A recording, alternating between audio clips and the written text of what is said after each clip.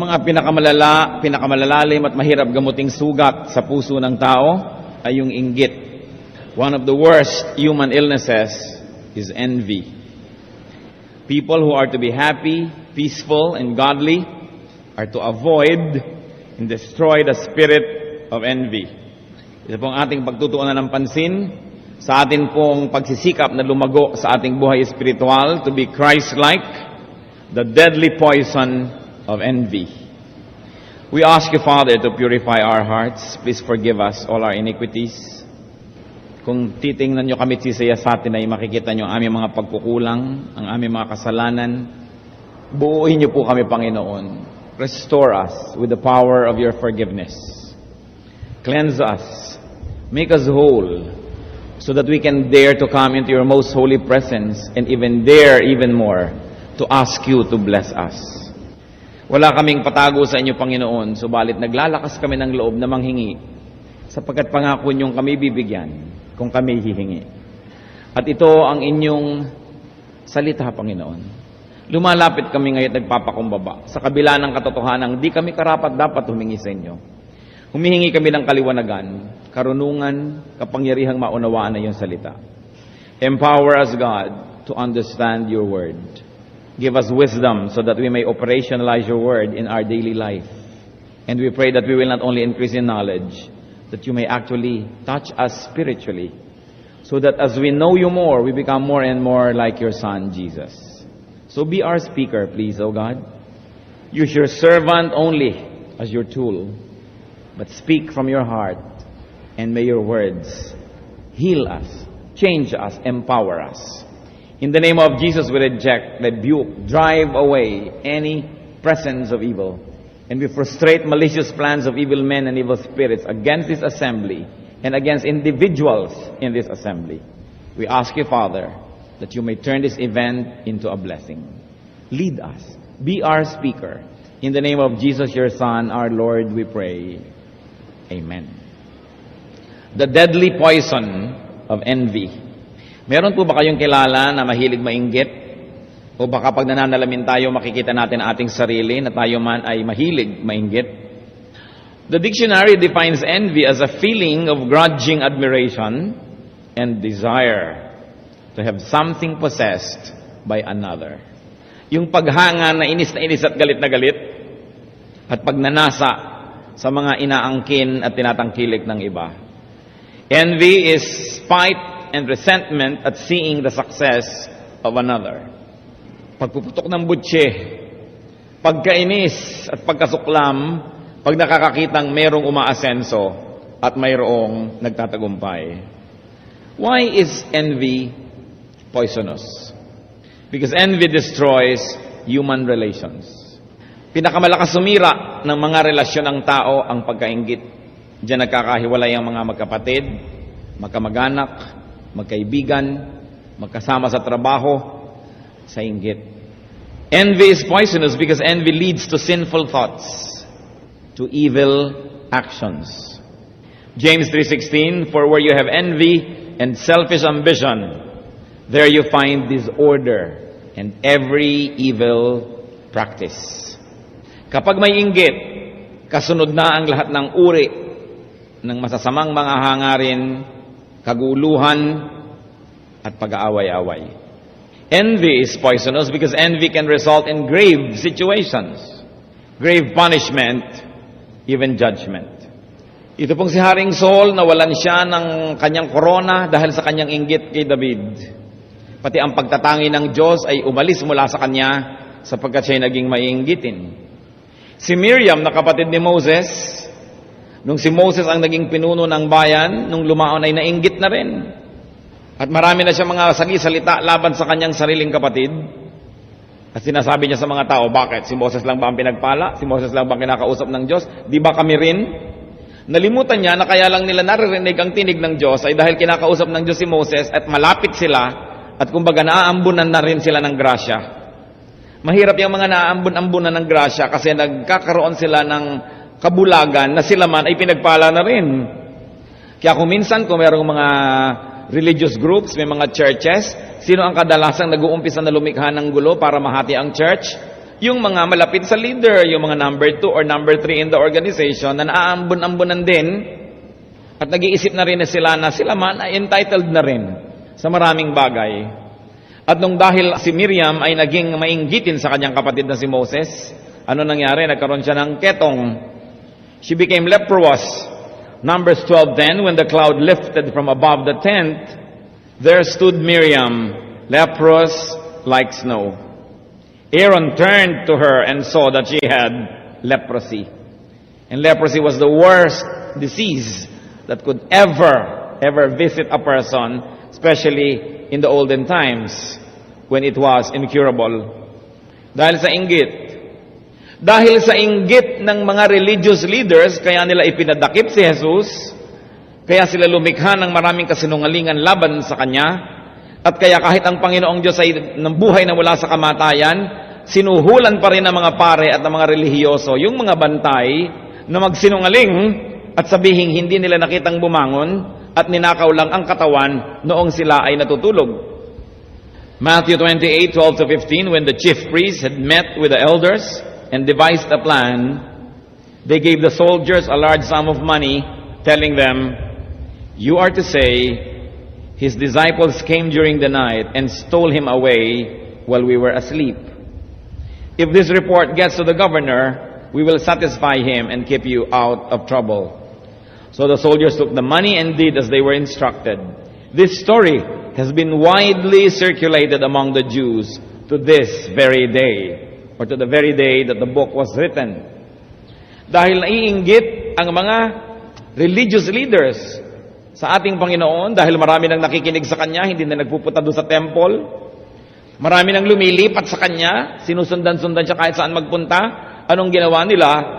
Dahil sa inggit, gumawa sila ng paraan para ang Panginoon ay mapatay.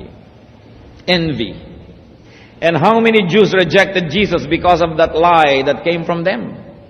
Na hanggang ngayon, ang bayang Israel, bilang isang bayan, ay hindi pa kinakilala si Jesus na anak ng Diyos. Bagamat may mga Israelita or Israelites or Jews that now believe personally that Jesus is the Son of God, but collectively as a people, they rejected the Lord. At sinong dapat sisihin? Yung mga paring nainggit.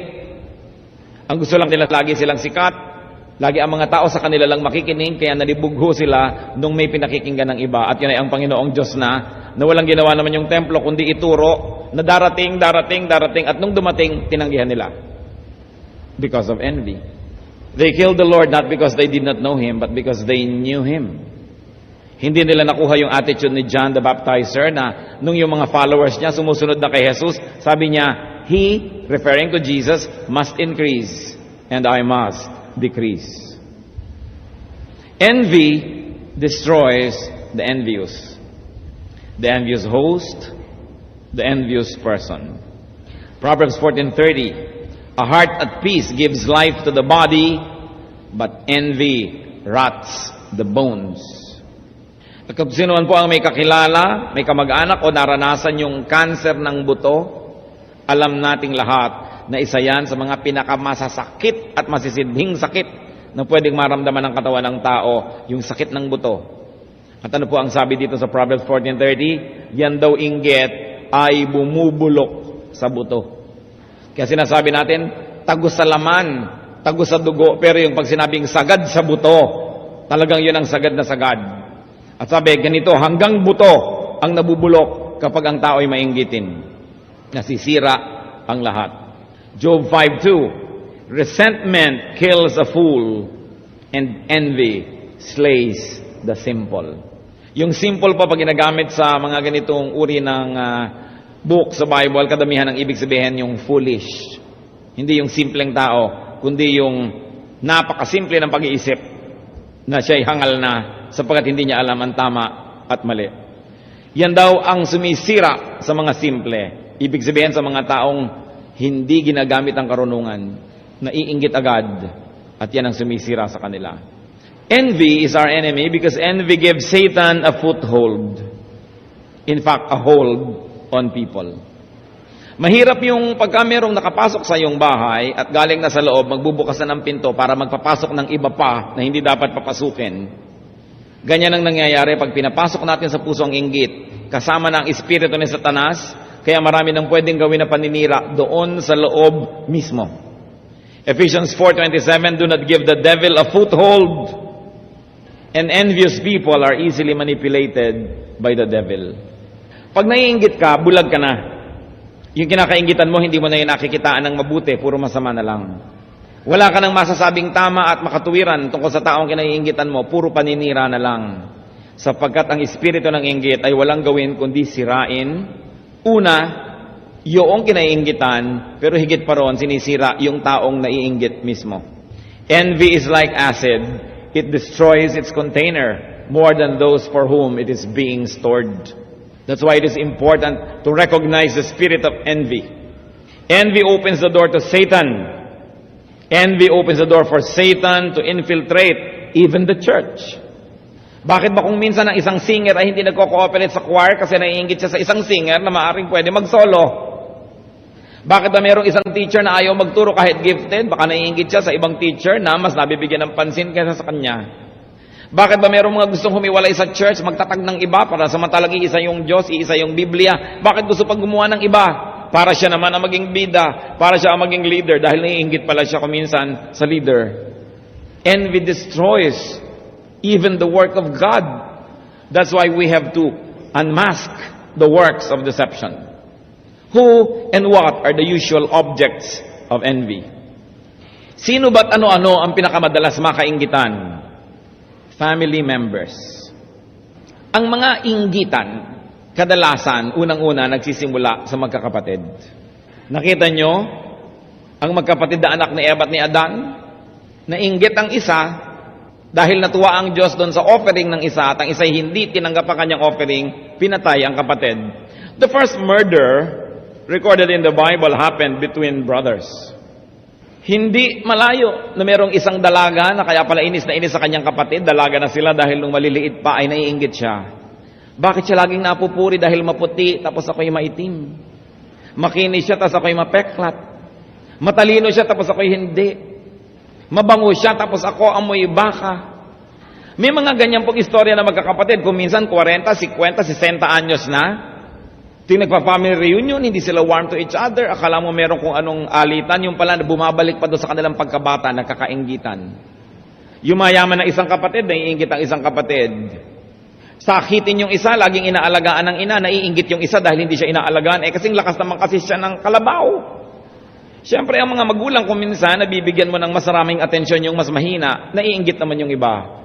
You know, the worst resentment present in human society can be between brothers and sisters.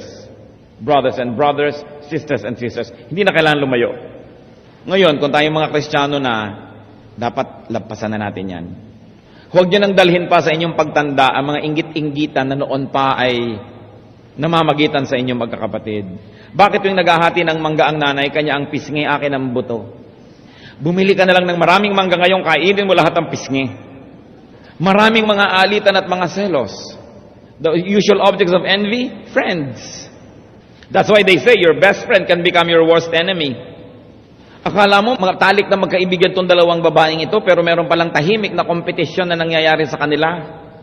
Kung kaninong hikaw ang mas malaki, kung kaninong nobyo ang mas mayaman, kung kaninong bag ang mas kapartner ng sapatos, kung kaninong panyo ang mas maraming burda. Alam niyo mga kapatid, ito hindi ako naubos maisip.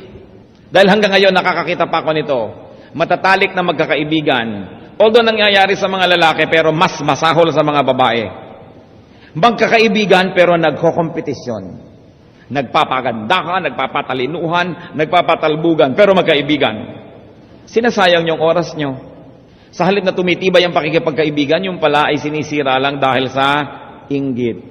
Siyempre, mas marami siyang manliligaw, tapos ikaw naman, laging taga-abot na lang ng sulat. At ngayon hindi na uso ang sulat, lagi kang natatanong ng, ano bang text niya, anong number? Anong number ng cellphone? Tapos ang cellphone mo hindi nahihingi. Tagabigay ka na lang lagi, so may inggit ka ngayon. Kaya yung mga magkakaibigan, nagkakainggitan yan eh. Workmates. Naiinggit ka sa kanya dahil bakit siya umaasenso, bakit siya tuwa sa kanya yung mga amo, mga superior, bakit mas maganda ang desk niya, mas maganda ang office niya. Hindi na uubusan ng tao ng iniimbentong dahilan para mainggit. Associates.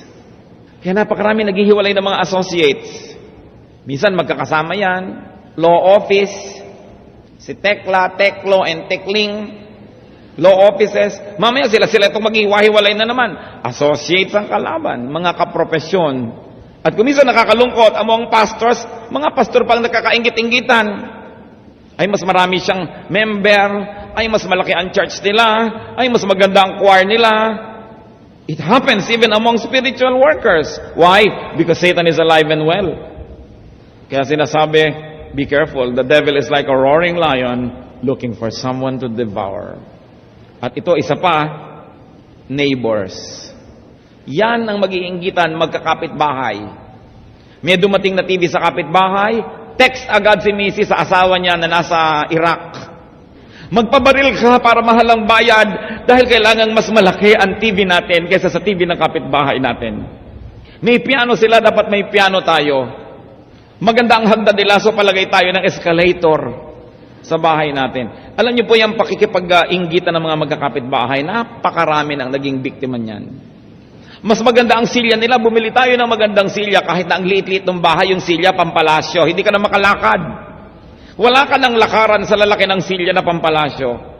May chandelier ang kapitbahay, mag-chandelier tayo, never mind na bungalow ang bahay natin. Kaya nagkakanda untog-untog sa kanyang mga chandelier. Pakikipagyabangan sa mga kapitbahay. Malakas ang radyo nila, kailangan nating lakasan ang speaker natin. Palakasan, payabangan. People who are close, who are near and proximate to each other, usually are the ones who become envious of each other. Seldom do people become envious of a faraway and a distant star. Usually envy is right where you live, where you work, where you operate. The envious and the candidates of envy can come from your very immediate circle of friends and relatives. Kaya napakasama Pag-aawayin ng mga magkakalapitang loob, paghihiwa-hiwalayin ng magkakamag-anak dahil sa inggit. What are the antidotes to envy? Ano ba ang panlaban natin dito sa sakit na ito? Unang-una, do not covet. Isa sa 10 utos ng Diyos, Exodus 20:17, you shall not covet. Huwag magnasa ng hindi sa'yo. Do not focus negatively on other people's accomplishments and acquisitions. Pag hindi sa'yo, wala ka nun, gusto mo yon, pagsikapan mong magkaroon. Pero huwag kang mainis at mainggit doon sa mga mayroon. Cultivate your God-given gifts. Focus on your own life rather than you focus on the accomplishments of others. It only becomes useful when you turn these people into inspirations. But if they become objects of your envy, you are going to destroy yourself. Make big things in your life. You know why many people are envious? Because there's nothing big happening in their lives. And in the absence of big things, small things become big to small minds. That's why you make war for no reason at all. You quarrel and fight for no reason at all because you have no big cause in your life. But when there is something big, such as serving God, serving humanity, developing your fullest potentials as a person, you are going to ignore many things because they become little when compared to your big ambitions and to your big undertakings. That's why people must find a big issue in their life and dedicate their effort, their life to that issue, to that cause, to godly causes, to great humanitarian causes. But when there's nothing big happening in your life, you will look at other people's lives and you will notice that there are big things in their lives and you can become envious. Kailangan asikasuhin mo ang buhay mo, yung binigay sa'yo ng Lord na talent, ang ina-assign sa'yo na gagawin mo dito sa yung daigdig ay gawin para hindi ka maging mainggitin. And of course, step one more, beautiful step farther, and to appreciate other people's accomplishment. Learn, benefit from people's accomplishment. Pag meron po kayong kapatid na nanalo sa beauty contest, huwag mo sasabihin sa mga kakilala mo, tingnan yung paa niyan, tingnan yung paa niyan, ay tinatago ang paa, pangit ang paa niyan. Tingnan mo ang tuhod niyan. Hahanap ka agad ng pintas. Alam niyo po nung araw, we have a classmate in high school that went to college and then became summa cum laude and then became Binibining Pilipinas. And we were chatting about that because among the many summa cum laude, she's the only beauty queen. And in the presence of many beauty queens, she's the only summa cum laude. But among our many so-called friends, she heard many terrible remarks. Sabi niya, nakikilala mo pala yung kaibigan mo pag nabibigo ka. Pero ang totoo niyan, mas nakikilala mo ang kaibigan mo pag matagumpay ka. Kasi maraming hindi kayang dibdib na nagtatagumpay ka, mamaliitin nila yung mga tagumpay. Kasi naiinggit. Dapat makigalak ka. At least pwede mo masabi, uy, may classmate ako nung araw, beauty queen, kahit hindi ikaw yung beauty queen. Pag meron silang magandang mga tahanan, huwag kang mainggit. Kung naimbita ka doon, nag-enjoy ka pa, makisali. Kung ikaw isinasali. Hindi yung lagi ka na lamang papalayo because you are envious. When people enjoy a good life, thank God that there is one less person to worry about. Pag may kaibigan ko, mag-anak na yumayaman, di ka man bigyan, pasalamat ka, nababawasan ng manghihingi sa'yo. Kung nabigyan ka pa, di lalo ka pang katanggap ng blessing nun. Yun lang, hindi ka na niya hihingan dahil yumaman siya, nabawasan ang iyong mga pasanin sa buhay. Dapat ka nang matuwa Pero hindi, kadalasan naiinggit ka. That's why people pull down one another. If envy has been successful in destroying us, repent, confess, and deal with envy. 1 Peter 2:21, rid yourselves of all envy. Mahirap dalhin ang inggit. And seek the Lord's healing, the Lord's restoration, and the Lord's empowerment when you have been restored. Jeremiah 15:19, therefore this is what the Lord says, if you repent, I will restore you. The envious person destroys others, but really he destroys himself. See and unmask satanic deception that happens through envy, and let Jesus heal you. Matthew 4:23, Jesus went throughout Galilee, teaching in their synagogues, preaching the good news of the kingdom, and healing every disease and sickness among the people. And I will place envy as one of the top illnesses of the spirit. Napagaling ng Panginoon ang lahat ng uri ng sakit na inilapit sa Kanya. Surely, lalong-lalo naman yung mapapagaling yung sakit ng Espiritu. And we not only seek forgiveness, but we learn to appreciate, even love, the objects of our envy. Kung mamahalin lang natin yung mga kinakainggitan natin, uunawain natin sila, makikita din natin marami silang mga kabigatang dinadala, marami rin na hirap na hinaharap, mababawas-bawasan ang ating inggit. Now, to the achiever, to the famous, to the rich, be sensitive to other people's feelings. Be kind, be helpful. Be as inconspicuous as possible. Kung mayaman ka na, hindi mo naman kailangan ipagsigawan pa. Kung maganda ka na, hindi mo na kailangan pang ipagwagwagan ang kagandahan mo, tapos nai-insecure yung mga nasa paligid mo. Pwede na tayong mag-dress down, mag-tone down, maging tahimik, dahil hindi na natin kailangan patunayan ng anumang bagay. So huwag na nating inggitin pa yung mga pwedeng mainggit. Kung merong pwedeng mainggit sa inyo dahil ang dami-dami nyong bag, pwede nyo naman sigurong piliin kung saan nyo ginagamit. Doon na lang sa hindi kayo magiging tampulan ng inggit. Kung marami kayong mga kabuhayan, be quiet. Be kind to those who might be tempted to be envious. Ano pong sabi sa Romans 15:1-2? We who are strong ought to bear the failings of the weak and not to please ourselves. Each of us should please his neighbor for his good, to build him up. So kung lagi na tayong napapansin, napupuri, pwede naman tayo ngayon ang mambabaligtad niyan at purihin natin at pansinin ng iba. Imbes tanggap tayo ng tanggap ng pansin at papuri, magbigay naman tayo ng pansin at papuri sa iba. At nang sa ganun, mabaligtad ang mga negative feelings that people have against you. Now, to those who are tempted to be envious many times, very definitely do not envy the ungodly and the wicked. Kumisa kasi naiinggit tayo, buti pa siya naging corrupt yumaman, buti pa siya nandaya, naging makapangyarihan, buti pa siya makapal ang mukha, nananatili sa kanyang gustong panatilihan, Buti pa siya gumagawa ng mali, naging smuggler, naging drug pusher, naging ganito, umasenso tuloy. Sabi po sa Proverbs 24:19-20, "Do not fret because of evil men, or be envious of the wicked. For the evil man has no future hope, and the lamp of the wicked will be snuffed out." Huwag kainggitan ng masama kahit sa biglang tingin mukhang napaganda ang kalagayan niya dahil sa kanyang kasamaan, sapagkat meron siyang araw sa Diyos at haharap siya sa Diyos.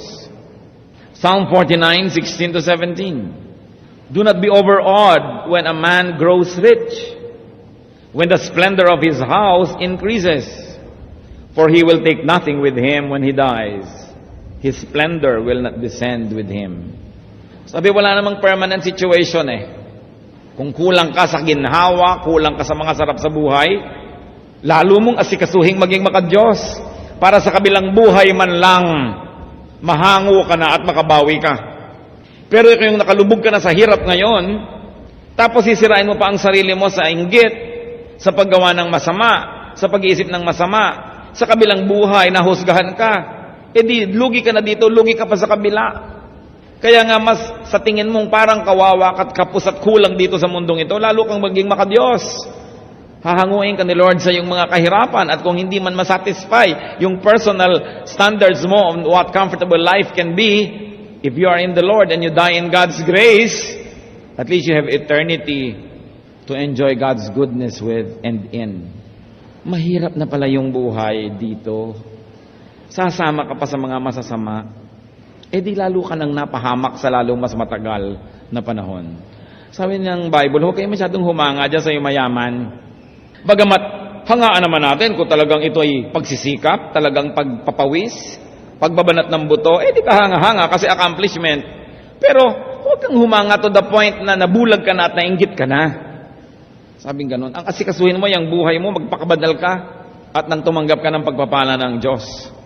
1 Peter 12, or rather 2:1-3, "Therefore rid yourselves of all malice, and all deceit, hypocrisy, envy, and slander of every kind. Like newborn babies, crave pure spiritual milk, so that by it you may grow up in your salvation, now that you have tasted that the Lord is good." Huwag po tayong palason. Kung nalason na tayo nung araw ng inggit, tama na. Huwag nang ipagpatuloy.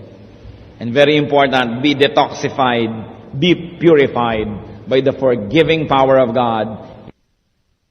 Baka naman tayo sobrang insensitive to the feelings of the deprived.